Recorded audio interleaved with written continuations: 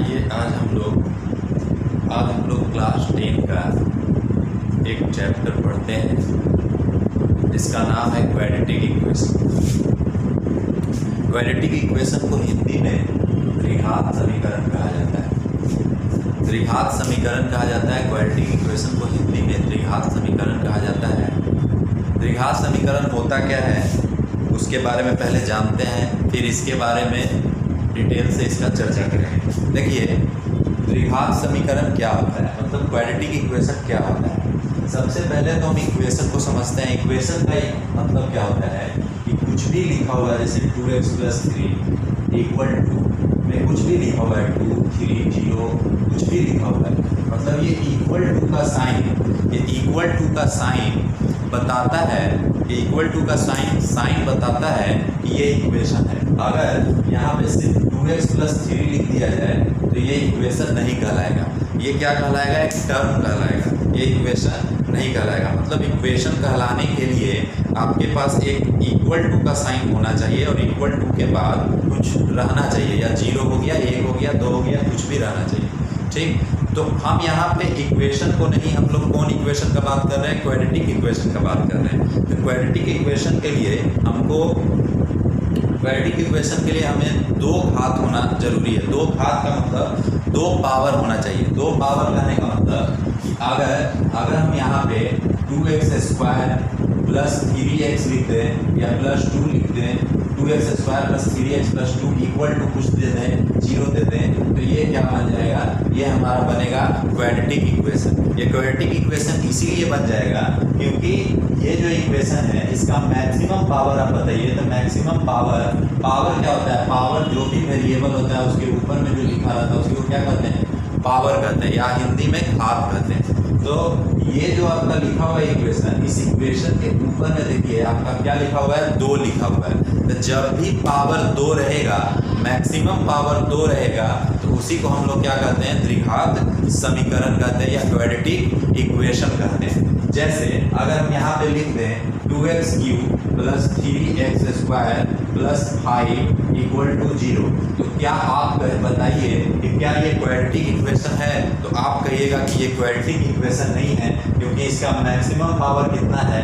3 है, इसीलिए quadratic equation नहीं होगा। कहने का मतलब कोई भी इक्वेशन में अगर उसका मैक्सिमम पावर 2 हो जाए तो उसी को क्या कहते हैं हम लोग? क्वाड्रेटिक इक्वेशन कहते हैं। तो क्वाड्रेटिक इक्वेशन का मतलब आपको समझ में आ गया। क्वाड्रेटिक इक्वेशन उसी को कहते हैं जिस इक्वेशन में मैक्सिमम पावर कितना हो? 2। ठीक है, आप देखिए पावर, जितना पावर रहेगा, पावर डिपेंड्स 0 पावर नहीं 0। देखिए यहाँ पे समझिएगा 0 डिपेंड्स ऑन पावर। कहने का मतलब कि जितना भी आपका 0 आएगा, 0 कहने का मतलब कि कोई भी इक्वेशन में वेरिएबल का वैल्यू को हटाकर उसके जगह पे क्या वैल्यू डाला जाए कि उस इक्वेशन का वैल्यू क्या आ जाए? 0 आ जाए। तो 0 डिपेंड्स करता है पावर पे। जितना आपका पावर रहेगा उतने ही आपका क्या आएगा? 0 आएगा। अगर कोई भी इक्वेशन में पावर 3 है तो आपका 0 भी 3 आएगा। जैसे 0 3 आएगा तो क्यूबिक पॉलिनोमियल हो जाएगा, जिसको हम लोग अल्फा, बीटा, गामा कहते हैं 0 को। लेकिन अगर पावर 2 रहेगा, मतलब द्विघात समीकरण रहेगा, क्वाड्रेटिक इक्वेशन रहेगा, तब आपका जो 0 निकलेगा वो 2 निकलेगा, जिसको अल्फा और बीटा का नाम दिया जाता है। अल्फा और बीटा का नाम दिया जाता है। मतलब कि क्वाड्रेटिक इक्वेशन में सिर्फ आप 2 ही 0 निकाल सकते हैं। 2 ही वेरिएबल का वैल्यू 2 ही निकलेगा, जिससे उसका आंसर क्या आएगा? 0 आएगा। तो आपका अल्फा और बीटा मतलब क्वाड्रेटिक इक्वेशन में आप क्या कर सकते हैं? अल्फा और बीटा निकाल सकते हैं। मतलब कि जितना पावर उतना ही उसका क्या निकलेगा? 0। अगर आप एक पावर का कोई इक्वेशन बनाते हैं, जैसे कि 2x + 3 = 2 है, तो इसका मैक्सिमम पावर आप बताइए कितना होगा? तो आप कहिएगा मैक्सिमम पावर इसका 1 है। x के ऊपर कुछ नहीं है तो उसका पावर क्या है? 1 है। तो अगर मैक्सिमम पावर 1 है तो बताइए, तो यहाँ से x का वैल्यू क्या निकलेगा? तो आप कहिएगा 2 - 3/2 हो जाएगा। आंसर हो जाएगा -1/2।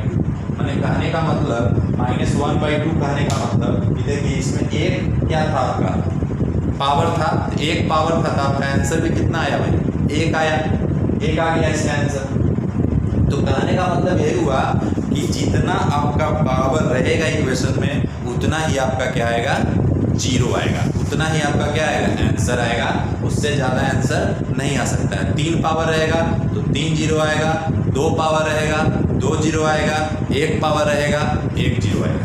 कहने का मतलब समझ में आया। तो द्विघात समीकरण कहते किसको है, द्विघात समीकरण क्वाड्रेटिक इक्वेशन उसी को कहते हैं जिस इक्वेशन में वेरिएबल का पावर मैक्सिमम 2, ठीक है, कितना हो, मैक्सिमम 2, तो उसी को क्या कहते हैं, क्वाड्रेटिक इक्वेशन। और पावर जितना रहेगा उतना ही आप क्या निकाल सकते हैं, 0 निकाल सकते हैं। तो आज हम लोग देखेंगे, अभी तो हम लोग समझ गए कि क्वाड्रेटिक इक्वेशन क्या होता है और जितना पावर रहेगा उतना 0 निकलेगा। तो इसमें क्वाड्रेटिक इक्वेशन में 2 पावर आता है, तो इसीलिए इसमें 0 भी क्या निकलेगा, 2 निकलेगा, ठीक है। इसमें 0 भी कितना निकलेगा, 2 निकलेगा। तो आज हम लोग वही जानेंगे कि क्वाड्रेटिक इक्वेशन से मतलब कि 2 पावर वाले से हम लोग 0 निकालते तो हैं 2 को, लेकिन कैसे निकालते हैं, इसका क्या तरीका होना चाहिए, क्या क्या मेथड होगा जिससे हम लोग क्वाड्रेटिक इक्वेशन जो भी हमारे पास दिया रहेगा उससे हम लोग उसका अल्फा और बीटा निकाल सकते हैं। इसका मेथड क्या क्या होगा, ठीक है। फिर उसके बाद इसका स्टैंडर्ड देखेंगे, फॉर्म देखेंगे कि क्वाड्रेटिक इक्वेशन का स्टैंडर्ड फॉर्म क्या होता है,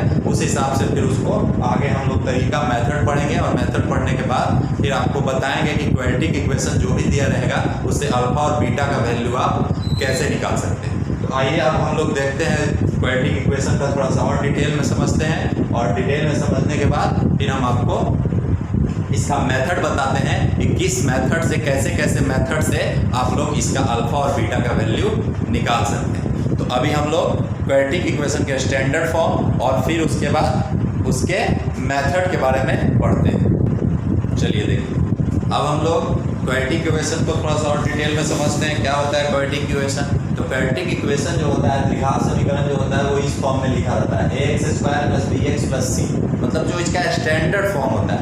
ऐसे तो आप इधर उधर भी करके लिख सकते हैं, लेकिन मेन जो स्टैंडर्ड फॉर्म होता है वो स्क्वायर पहले आएगा, मतलब पावर जो होगा वो डिसेंडिंग ऑर्डर में होना चाहिए, घटते हुए क्रम में होना चाहिए। पावर क्या होना चाहिए, घटते हुए क्रम में होना चाहिए। वही उसका क्या है, स्टैंडिंग फॉर्म, स्टैंडर्ड फॉर्म, ठीक है, स्टैंडर्ड फॉर्म। तो देखिए जैसे ये वाला आपका क्या हो गया, स्टैंडर्ड फॉर्म। जैसे अगर हम यहाँ पे लिख दें 5x + 2x² - 3 = 0, और हम पूछे कि क्या ये क्वाड्रेटिक इक्वेशन का, क्या ये क्वाड्रेटिक इक्वेशन का स्टैंडर्ड फॉर्म है, तो आप कहिएगा कि ये क्वाड्रेटिक इक्वेशन का स्टैंडर्ड फॉर्म नहीं है। अगर इस क्वाड्रेटिक इक्वेशन का स्टैंडर्ड फॉर्म हमें लिखना है तो हमको पहले स्क्वायर वाला लिखना पड़ेगा, पहले स्क्वायर वाला लिखना पड़ेगा। कहने का मतलब कि 2x² हमको पहले लिखना पड़ेगा, फिर 5x लिखना पड़ेगा और फिर -3 लिखना पड़ेगा, = 0। कहने का मतलब स्टैंडर्ड फॉर्म लिखने के लिए पहले स्क्वायर, पहले पावर 2, फिर पावर 1, और किसी भी कांस्टेंट का पावर क्या होता है, 0 होता है। कैसे होता है 0, देखिए जैसे अगर मान लीजिए 3 लिखा हुआ है, तो 3 लिखा हुआ है तो किसी भी वेरिएबल का पावर अगर 0 कर दिया, वेरिएबल का कोई भी नंबर का पावर भी अगर 0 कर दीजिएगा तो उसका आंसर हमेशा क्या आता है, 1 आता है। तो इसका पावर 0 कैसे, 3 × 1 कीजिएगा तो क्या आएगा, 3 आएगा। आइए हम क्या कर दिए, इस 1 को हम लिख दिए x का पावर 0। तो क्या हम इसको ऐसे भी तो लिख सकते हैं 3x का पावर 0, तो देखिए यहाँ x का पावर क्या आ गया, 0 आ गया। तो कहने का मतलब ये हुआ ये स्टैंडर्ड फॉर्म जो होना चाहिए वो आपका पावर को क्या होना चाहिए, डिक्रीजिंग ऑर्डर में होना चाहिए, घटते हुए क्रम में होना चाहिए, तब वो क्या कहलाएगा, स्टैंडर्ड फॉर्म कहलाएगा। लेकिन एक कंडीशन ये है, एक कंडीशन ये है क्वाड्रेटिक इक्वेशन के लिए कि a जो होना चाहिए वो 0 नहीं होना चाहिए, a जो होना चाहिए वो 0 नहीं होना चाहिए। कैसे भाई a 0 क्यों नहीं होना चाहिए, यहाँ देख देते हैं फिर बताएंगे आप। a 0 नहीं होना चाहिए, कहता है कि a जो होना चाहिए वो 0 नहीं होना चाहिए। अगर a 0 हो जाएगा तो फिर वो क्वाड्रेटिक इक्वेशन नहीं होगा। कैसे नहीं होगा क्वाड्रेटिक इक्वेशन, देखिए जैसे कहने का मतलब कि ax² + bx + c = 0। अगर आप a 0 कर देते हैं तो यहाँ पे अगर आप 0 लिखिएगा तो 0 से x² को मल्टीप्लाई करने के बाद ये पूरा का पूरा क्या बन जाएगा, 0। ये पूरा का पूरा क्या बन जाएगा, 0 बन जाएगा। और 0 बन जाने के बाद ये सिर्फ आपका बचेगा bx + c। क्या बचेगा, bx + c = 0। और bx + c किसी भी एंगल से आपको क्वाड्रेटिक इक्वेशन नजर आ रहा है, नहीं आ रहा है। क्यों नहीं नजर आ रहा है, क्योंकि इसमें पावर 2 नहीं है, इसका पावर कितना है, 1। तो इसीलिए कहता है क्वाड्रेटिक इक्वेशन का ये स्टैंडर्ड फॉर्म होता है ax square plus bx plus c बराबर 0, लेकिन a कभी भी 0 नहीं होना चाहिए। अगर a 0 हो जाता है तो वो क्वाड्रेटिक इक्वेशन नहीं कहलाएगा, ठीक है, फिर वो लीनियर इक्वेशन बन जाएगा। अब हम लोग को पढ़ना है कि जी भाई क्वाड्रेटिक इक्वेशन पढ़ना है, तो इसीलिए क्वाड्रेटिक इक्वेशन में a 0 कभी भी नहीं होना चाहिए। अगर a 0 हो जाता है तो फिर पावर 2 रहेगा ही नहीं, और जब पावर 2 रहेगा ही नहीं तो फिर क्वाड्रेटिक इक्वेशन का कोई वैल्यू नहीं रह जाएगा। तो अब तो हम लोग समझ गए कि ऐसा ये चीज़ होता है। अगर आपसे कोई पूछे जैसे कि ए बी सी बहुत निकालना आसान है। जैसे अगर आपसे कोई पूछे कि 5x square plus 2x minus 3 equal to 0, 5x square plus 2x minus 3 equal to 0, और पूछे कि बताइए a का वैल्यू क्या होगा, b का वैल्यू क्या होगा, c का वैल्यू क्या होगा, तो बड़ा आसान है। देखिए यहाँ पे स्टैंडर्ड फॉर्म में जाइए, एक्स स्क्वायर के आगे a लिखा हुआ है, मतलब कि कोफिशिएंट ऑफ एक्स स्क्वायर क्या कहलाता है, a कहलाता है। कोफिशिएंट ऑफ एक्स स्क्वायर क्या कहलाता है, a कहलाता है। तो देखिए तो इस इक्वेशन में एक्स स्क्वायर का कोफिशिएंट क्या है, नंबर में देखिए, नंबर में तो एक्स स्क्वायर का कोफिशिएंट क्या है 5, तो यहाँ पे a कितना हो जाएगा भाई 5 हो जाएगा। और आपको चलना है साइन के साथ, प्लस माइनस के साथ चलना है, तो प्लस जनरली लिखाता नहीं है, इसलिए 5 के आगे प्लस नहीं लिखे, ठीक है। अगर b के बारे में पूछा जाए तो देखिए स्टैंडर्ड फॉर्म में x का कोफिशिएंट b कहलाता है, तो देखिए x का कोफिशिएंट यहाँ पर कितना है 2 है, और भी प्लस में है, तो यहाँ पर सिर्फ क्या लिखा जाएगा 2 लिखा जाएगा। और c देखिए कांस्टेंट टर्म होता है, वो उसमें वेरिएबल ऐड नहीं होता है, तो देखिए यहाँ पे 3 है, तो c का वैल्यू क्या हो जाएगा -3 हो जाएगा। तो ये तो आपको पॉलिनोमियल चैप्टर में भी हम आपको बताएं कि ये इस तरीके से आप a b c तो फाइंड कर ही सकते हैं, ठीक है। तो अब हम लोग समझेंगे कि क्वाड्रेटिक इक्वेशन से रूट्स निकालने का, जैसे रूट्स 0 को ही क्या कहा जाता है, रूट्स कहा जाता है, अल्फा बीटा को ही क्या कहा जाता है, रूट्स कहा जाता है। तो रूट्स निकालने का मेथड क्या है, क्वाड्रेटिक इक्वेशन से हम लोग जो 2 रूट्स निकालते हैं, मतलब अल्फा और बीटा निकालते हैं, वो किस किस तरीके से निकाल सकते हैं, क्या क्या मेथड है। तो उसका मेथड जनरली 4 होता है, लेकिन पढ़ना है हम लोग को सिर्फ 3, ठीक है। जनरली उसका जो मेथड होता है रूट्स निकालने का, रूट्स मतलब कि अल्फा और बीटा निकालने का, तो अल्फा और बीटा निकालने का जो मेथड्स होता है वो कितना होता है, वो आपका होता है 4 होता है। लेकिन हम लोग के सिलेबस 10th क्लास में 3 मेथड के बारे में पढ़ना है, तो 3 मेथड हम लोग देखते हैं। 3 मेथड का नाम क्या है, कुछ नाम तो होना जरूरी है, तो हम लोग देखते हैं कि नाम उसका क्या है रूट्स निकालने का। तो मेथड ऑफ क्वाड्रेटिक इक्वेशन कह लीजिए या मेथड ऑफ रूट्स कह लीजिए, जो भी कह लीजिए, तो उसका नाम क्या है। तो नाम देखिए हम लोग लिखते हैं। पहला जो नाम होता है, अगर आप रूट्स निकालना है तो आप सबसे पहले जो मेथड का यूज करते हैं उस मेथड को कहते हैं फैक्टर मेथड। क्या कहते हैं, फैक्टर मेथड, जिसको हिंदी में क्या कहा जाता है, हिंदी में कहा जाता है गुणनखंड विधि। क्या कहा जाता है, गुणनखंड विधि कहा जाता है, गुणनखंड विधि। गुणनखंड विधि मतलब कि आप क्वाड्रेटिक इक्वेशन से रूट्स निकालने के लिए आप एक मेथड का इस्तेमाल कर सकते हैं। पहला मेथड का नाम है फैक्टर मेथड, जिसको हिंदी में क्या कहा जाता है, गुणनखंड विधि कहा जाता है। दूसरा मेथड जो होता है आपके पास, दूसरा मेथड जो होता है उस मेथड का नाम होता है completing square method. Completing square method क्या होता है, कंप्लीटिंग स्क्वायर मेथड होता है, कंप्लीटिंग स्क्वायर मेथड होता है, ठीक है। पूर्ण वर्ग विधि, इसको हिंदी में क्या कहते हैं, पूर्ण वर्ग विधि।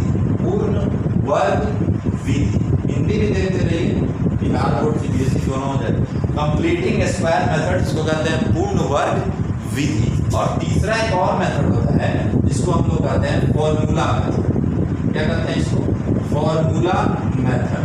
फॉर्मूला मेथड कहने का मतलब, इसका मतलब हो गया सूत्र विधि, फॉर्मूला से निकाली सूत्र विधि। सीधा इसका अल्फा और बीटा का क्या बना हुआ है, एक सिंगल फॉर्मूला बना हुआ है अल्फा का और बीटा का। अल्फा और बीटा में डालिए वैल्यू और अल्फा बीटा आपके सामने प्रस्तुत हो जाएगा। तो कहने का मतलब ये फॉर्मूला मेथड, ये कंप्लीटिंग स्क्वायर मेथड, ये फैक्टर मेथड, ठीक। ये तीनों मेथड। एक और मेथड होता है ग्राफ मेथड, लेकिन ग्राफ मेथड आप लोग को नहीं पढ़ना है, ठीक है, ग्राफ मेथड इस सिलेबस में नहीं है। तो फैक्टर मेथड गुणनखंड विधि, कंप्लीटिंग स्क्वायर मेथड गुण वर्ग विधि, और आपका क्या चीज फॉर्मूला मेथड सूत्र विधि। इस तीनों मेथड से हम लोग अल्फा और बीटा का वैल्यू निकाल सकते हैं। तो ठीक है, अब हम लोग क्या करते हैं, बारी बारी से एक एक मेथड से अल्फा और बीटा निकालते हैं। एक ही क्वेश्चन लिखेंगे और उसी क्वेश्चन को अलग अलग तीनों मेथड से क्या करेंगे, बनाएंगे और देखेंगे कि आंसर तो सबसे सेम आएगा, लेकिन बनाने का तरीका क्या होगा, अलग होगा। तो हम लोग एक क्वेश्चन लिखते हैं और उस क्वेश्चन को बनाने का कोशिश करते हैं किससे, फैक्टर, कंप्लीटिंग स्क्वायर और फॉर्मूला से। तो आइए हम लोग एक क्वेश्चन लिखते हैं और उस क्वेश्चन को इन तीनों मेथड से बनाने की कोशिश करते हैं। ठीक है, इसको मिटा देते हैं। अब क्वेश्चन आपके सामने लिख रहे हैं हम लोग। आइए तीनों मेथड से पहले हम लोग बनाएं। सबसे पहले कौन मेथड से बना लेंगे, सबसे पहले हम लोग क्या चीज़ से बना लेंगे, सबसे पहले हम लोग आपको फैक्टर मेथड से बना के दिखाते हैं। ठीक है, फैक्टर मेथड से अल्फा और बीटा का वैल्यू कैसे निकलता है। 8 में 9 में आप लोग फैक्टर करना सीख गए होंगे। ठीक है, उसी मेथड का यूज किया जाएगा और कोई बहुत ज़्यादा इसमें नहीं है। देखिए क्वेश्चन एक लिखा रहता है, मान लीजिए हम एक क्वेश्चन लिख रहे हैं,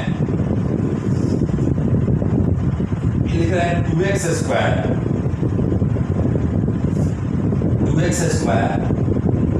minus 7x 2x square minus 7x plus 6 equal to 0।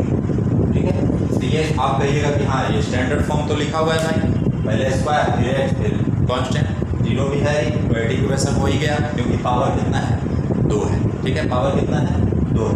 तो हम लोग क्या लिखें, 2x square minus 7x plus 6 equal to 0 लिखेंगे। ठीक है, अब हम इसको किस मेथड से बनाएंगे, इसको हम लोग बनाएंगे फैक्टर मेथड। इस मेथड से पहले बनाएंगे, पहले हम लोग सीखेंगे फैक्टर मेथड मतलब गुणनखंड विधि से इसको पहले बनाना सीखेंगे। तो देखिए कैसे बनाते हैं, बहुत सिंपल है, ये आप लोग को पहले से याद आता, खाली फैक्टर कर देना है, फिर आपका 0 निकल जाएगा। देखिए जैसे 2x square minus 7x plus 6 बराबर क्या लिखा हुआ है, 0 लिखा हुआ है। तो सबसे पहले आप इसका फैक्टर कीजिए। फैक्टर करने का मतलब इसको तोड़िए, इसको दो भाग में इसको तोड़ देना है। तो तोड़ने के लिए क्या करना है, तोड़ने के लिए एक तरीका है कि जो x स्क्वायर का जो कोफिशिएंट है, x स्क्वायर का जो कोफिशिएंट है और जो कांस्टेंट टर्म है मतलब जो लास्ट में लिखा हुआ है, उसको क्या कर देंगे, गुना करेंगे। तो गुना करने से आप बताइए कितना आएगा, 12 आएगा।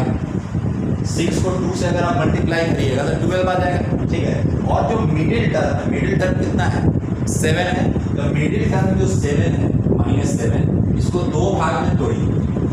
ठीक है, 2 भाग में आपको ऐसा तोड़ना है जिससे प्लस या माइनस करने से 7 आ जाए और मल्टीप्लाई करने से क्या आ जाए, 12 आ जाए। ठीक है, इस तरीके से आपको तोड़ना पड़ेगा। अब दिमाग लगाइए, 7 है तो 7 में अगर आप सोचिएगा कि हम क्या कर देते हैं भाई, 1 और 6 लेते हैं, 1 और 6 जोड़कर तो 7 आ जाएगा, लेकिन गुना करने से क्या 12 आ रहा है, तो आप कहिएगा नहीं आ रहा, तो इसका मतलब 1 और 6 नहीं।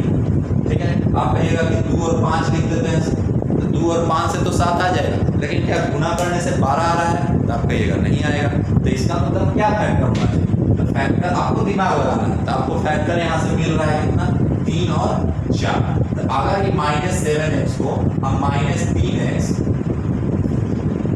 3x और क्या लिख दे, माइनस 4x, तो माइनस माइनस प्लस भी हो जाएगा, साइन माइनस का भी रह जाएगा, और 4 3 7 भी हो जाएगा, और 4 3 से गुना करके 12 भी आ जाएगा। समझ में आ रहा है कि नहीं, 12x स्क्वायर आ जाएगा। ठीक है, तो 12x स्क्वायर आ जाएगा। तो आपको इसी तरीके से दिमाग लगाना है, इस मिडिल वाला को कैसे तोड़ा जाए कि ये भी आ जाए और ये भी आ जाए।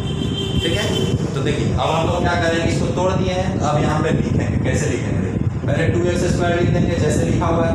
ठीक, ये जो माइनस 7x है इसको 2 भाग में हम तोड़ चुके हैं, माइनस 3x माइनस 4x।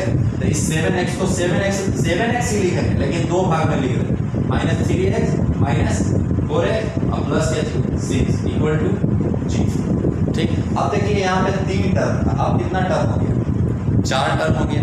तब 4 टर्म हो गया, अब आप क्या कीजिए, इसमें कॉमन दो इन दोनों में और इन दोनों में क्या करना पड़ेगा, कॉमन लेना पड़ेगा। कॉमन का मतलब समझ में आता होगा, कॉमन का मतलब क्या चाहिए, जो दोनों में शामिल हो। तो जैसे देखिए 2 और 3, तो 2 और 3 किसी के टेबल में आता है, तो आप कहिएगा 2 और 3 तो 1 के टेबल में आता है। तो 1 तो ऐसे भी छुपा रहता है, अगर आप x लिखते हैं तो उसके आगे तो 1 रहता ही है, 1 कॉमन लेने का उतना कोई ज़रूरत नहीं है। अगर मान लीजिए यहाँ 2 रहता और यहाँ 8 रहता, तब आप कॉमन 2 लेते हैं, क्योंकि 2 के टेबल में 2 और 8 दोनों आता है। तो कहने का मतलब कॉमन तो आपको लेने आता होगा मेरे हिसाब से। तो देखिए अब यहाँ पे आप कॉमन लीजिए, तो कॉमन तो 1 होगा, नंबर में कॉमन 1 होगा, और x में कॉमन सिर्फ x होगा, क्योंकि यहाँ पे 2x है, यहाँ कितना x, सिर्फ 1x।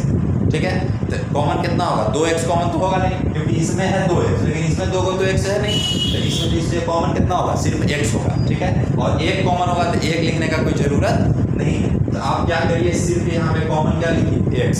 ठीक, x लिखिए, x कॉमन लिखिएगा तो इन दोनों में क्या बचेगा, इन दोनों में बचेगा पहला 2x, क्योंकि देखिए 2 को था 2x स्क्वायर था ना, तो 1 ले लिए हम, x से निकाल लिए, तो यहाँ सिर्फ 2x बचेगा और यहाँ पे -3x था, तो जिसमें से x निकाल लिए, तो सिर्फ यहाँ पर क्या बचेगा, -3, सिर्फ यहाँ पे क्या बचेगा, -3 बचेगा। ठीक, अब आ जाइए दूसरा बात, इन दोनों में कॉमन है, तो इन दोनों में बताइए तो कॉमन क्या होगा, यहाँ 4 है, यहाँ 6 है, x तो दोनों में नहीं है, x तो कॉमन होगा नहीं, दोनों में नहीं है, x तो कॉमन नहीं होगा, तो 4 और 6, तो 4 और 6 में कॉमन क्या होगा, देखिए 4 और 6 में कॉमन क्या है, तो आप कहिएगा 4 और 6 सर, 4 और 6 जो होता है वो आपका 2 के टेबल में आता है और 1 के भी टेबल में आता है ना, 1 के भी टेबल में आता है, 2 के भी टेबल में आता है।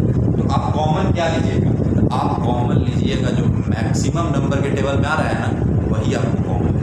मैक्सिमम नंबर का टेबल क्या है, 2 आपको कॉमन लेना है, नहीं कि 1 कॉमन लेना है, जो मैक्सिमम नंबर का टेबल तो 2, तो यहाँ पे कॉमन क्या हो जाएगा, -2, क्योंकि देखिए माइनस कॉमन क्यों लिए, क्योंकि यहाँ पे माइनस, यहाँ +2 को माइनस से मिलकर बनाओ तो माइनस भी कॉमन ले लें, -2 कॉमन लिए, तो यहाँ पर क्या बचेगा, अब ये 2x बचेगा, तो ना गुना करके 4x आएगा, यहाँ पे -2x बच गया और यहाँ पे क्या बच गया, a को माइनस ले लिए, तो यहाँ सिर्फ a को माइनस बचेगा और 2 के टेबल में 6 कितना बार, 3 बार। तो देखिए ये आप कॉमन ले लिए, तो कॉमन लेने के बाद देखिए तो ये ब्रैकेट हमेशा क्या आएगा, बराबर, हमेशा जब भी आप फैक्टर मेथड से सॉल्व करिएगा तो ये वाला ब्रैकेट और ये वाला ब्रैकेट हमेशा क्या आएगा, इक्वल आएगा। ठीक है, अगर इक्वल आ गया तो समझ जाइए कि हम क्या बना दिए, सही बना दिए हैं, हम जो ये सब किए हैं, तोड़े हुए हैं, वो सब सारा क्या है, सही है। तो आप क्या कीजिए, इसको क्या कीजिए, ई ब्रैकेट और ई ब्रैकेट को फिर अभी पूरा में फिर ई वाला कॉमन ले लीजिए, 2x - 3 2x - 3, क्योंकि दोनों में अगर हम 2x - 3 कॉमन ले लेते हैं, यहाँ पे तो 0 था ही पहले से, 2x - 3 अगर हम कॉमन ले लेते हैं तो बचेगा आप कहिएगा a से वो यहाँ बच जाएगा और यहाँ से 2 बच जाएगा, यही बचेगा, x - 2 और 2x - 3 और इक्वल टू में क्या है, 0। ठीक, अब इसको भी इक्वेट कर देंगे 0 से और इसको भी इक्वेट कर देंगे 0 से। ठीक है, क्योंकि इक्वल टू में क्या दिया हुआ है, 0 दिया हुआ है, इसलिए इसको भी क्या कर देंगे, इक्वेट कर देंगे 0 से। तो यहाँ से एक लाइन मार के यहाँ से लिखेंगे 2x - 3 बराबर भी 0 है भाई, और x - 2 बराबर भी क्या है, 0, x - 2 बराबर भी 0 है। तो बताइए, तो यहाँ से 2x बराबर 3 हो जाएगा, 3 को उधर कर दिए, 2x बराबर 3 और x बराबर क्या हो जाएगा, x बराबर 3/2 हो जाएगा, x बराबर 3/2 हो जाएगा, और यहाँ से x बराबर क्या हो जाएगा, यहाँ से x बराबर 2 हो जाएगा, यहाँ से क्या हो जाएगा, x बराबर 2 हो जाएगा, और यहाँ से x बराबर -3/2 हो जाएगा, x बराबर क्या हो जाएगा, 3/2 हो जाएगा, x बराबर क्या हो जाएगा, 3/2 हो जाएगा। ठीक है, तो देखिए ये जो x बराबर 3/2 है, इसी को क्या कह दिया जाता है, अल्फा कह दिया जाता है, जो 0 निकलता है लास्ट में, इसी को क्या कह देते हैं, अल्फा कह देते हैं, और इसको क्या कह देते हैं, बीटा कह देते हैं, इसको क्या कह देते हैं, बीटा कह देते हैं, इसको क्या कहते हैं, बीटा। तो देखिए फैक्टर मेथड से आप इसी तरीके से क्या कर सकते हैं, सॉल्व कर सकते हैं। क्या सॉल्व कर सकते हैं, ये अल्फा और बीटा निकाल सकते हैं, 0 निकाल सकते हैं, किसका, क्वाड्रेटिक इक्वेशन का, आप इस तरीके से फैक्टर मेथड से आप सॉल्व कर सकते हैं। बेसिक तरीका यही, बहुत क्या करेगा, कुछ हटा देगा, जैसे कि 7x हटा देगा, सिर्फ ये और ये दे देगा, इधर उधर टर्न कर देगा, तो फिर उस तरीके से आप बना सकते हैं। ठीक है, तो पॉलिनोमियल में भी आप पढ़े होंगे, ऐसा कोई बात नहीं है, पॉलिनोमियल में भी था। अगर मान लीजिए क्वेश्चन यहाँ देते हैं, एक क्वेश्चन देते हैं जिसमें सिर्फ हम लिखते हैं 2x² + 5, 2x² - 5 अब बोलते हैं इसका क्या निकालो, अल्फा और बीटा निकालो, 2x² - 5 = 0, अब बोलते हैं अल्फा और बीटा निकालो। तो इसमें तो देखिए आपका स्टैंडर्ड फॉर्म नहीं ना है, इस तरीके से नहीं है, x वाला गायब कर दिया, x वाला जब गायब कर दिया है तब आप क्या कीजिएगा ना, तब उस सब फैक्टर नहीं कीजिएगा, तब इसको सीधा उधर कर दीजिएगा, 2x² बराबर 5 को उधर कर दिया 5, तो x² बराबर क्या हो जाएगा, 5/2 हो जाएगा, तो नीचे चला जाएगा। और स्क्वायर उधर अगर करते हैं तो स्क्वायर जब भी जाता है तो 2 को वैल्यू देता है, स्क्वायर जब भी जाता है तो 2 वैल्यू देता है, एक प्लस देता है और एक माइनस देता है, एक प्लस देता है और एक माइनस देता है। तो हो गया x का वैल्यू एगो अल्फा में आएगा √5/2, एगो -√5/2। तो इस तरीके से और भी इधर उधर करके बना सकते हैं आप लोग, ठीक है। लेकिन मेन जो तरीका फैक्टर मेथड का होता है वो यही होता है, ठीक है। ये आपका क्या निकल गया, फैक्टर मेथड से अल्फा और बीटा निकल गया। समझ में आ गया आपको फैक्टर मेथड। अब हम लोग क्या देखेंगे, अब हम लोग देखेंगे completing square method. Completing square method अगर आप लोग समझ जाइएगा तो फिर फॉर्मूला भी समझ ही जाइएगा। हम लोग आपको प्रूव करके दिखाते हैं कि कंप्लीटिंग स्क्वायर मेथड होता क्या है और उससे फॉर्मूला कैसे निकलता है। जैसे अल्फा और बीटा का फॉर्मूला निकलता है ना, ये अल्फा का क्या फॉर्मूला होता है, -b + √t/2 ऐसे करके फॉर्मूला होता है।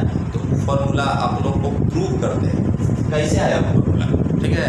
और कंप्लीटिंग स्क्वायर मेथड क्या होता है, कंप्लीटिंग स्क्वायर मेथड बेसिकली होता है क्या कि कोई कुछ भी लिखा हुआ है ना उसको हम लोग a + b के या a - b के होल स्क्वायर पे तोड़ देते हैं, ठीक है। a + b के होल स्क्वायर या a - b के होल स्क्वायर पे क्या करते हैं, तोड़ देते हैं, उसी को कहते हैं कंप्लीटिंग स्क्वायर मेथड। और वहीं से क्या निकलता है, अल्फा और बीटा का फॉर्मूला निकलता है। वो भी देख लेते हैं अल्फा और बीटा का फॉर्मूला निकलता कैसे है, कंप्लीटिंग स्क्वायर मेथड होता कैसे है। कोई भी क्वाड्रेटिक इक्वेशन को a + b या a - b के होल स्क्वायर पे हम कैसे तोड़ेंगे, उसका क्या प्रोसेस है, तो उसको अभी हम लोग देखेंगे। और उसके बाद हम लोग फॉर्मूला सीख लेंगे, आपका क्वाड्रेटिक इक्वेशन का सारा रूल खत्म हो जाएगा, फिर आप बनाइएगा हिसाब से। तो अभी हम लोग देखते हैं क्या जी, कंप्लीटिंग स्क्वायर मेथड और फॉर्मूला कहाँ से आया वो देखते हैं।